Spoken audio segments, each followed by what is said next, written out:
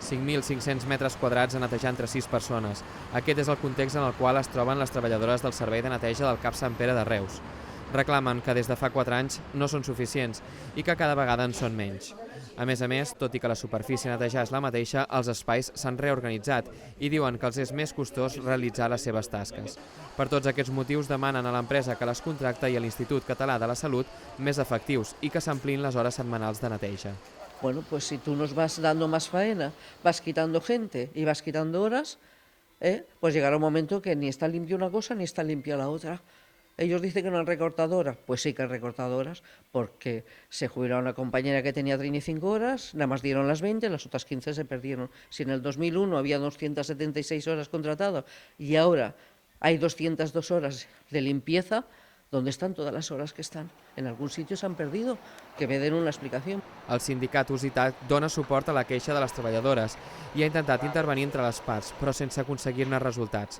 Per tant, avisa que si la situació no es resol, es demanarà una valoració de càrregues de feina a Inspecció de Treball. Asseguren que manquen 50 hores setmanals respecte a anys anteriors, ja que alguna de les treballadores s'ha jubilat i no s'ha cobert la baixa. El que no pot ser és que aquestes dones, quan arriba a les 10 de la nit, marxin cap a casa, de la manera que marxen, estragades en processos d'estrès, perquè hi ha hagut baixes per problemes de mà, per problemes d'estrès, i això és el que no volem arribar.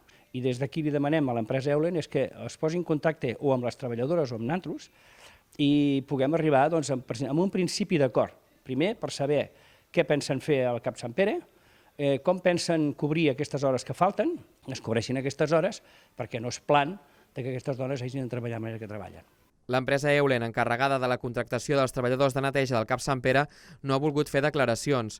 D'altra banda, l'Institut Català de la Salut garanteix que el concurs públic es va fer en funció de la superfície a cobrir, que les hores prestades són exactament les mateixes que l'any anterior, tot i que s'han adaptat els horaris a les necessitats existencials, i que es fa un seguiment continuat de les tasques de neteja per certificar la qualitat d'aquestes.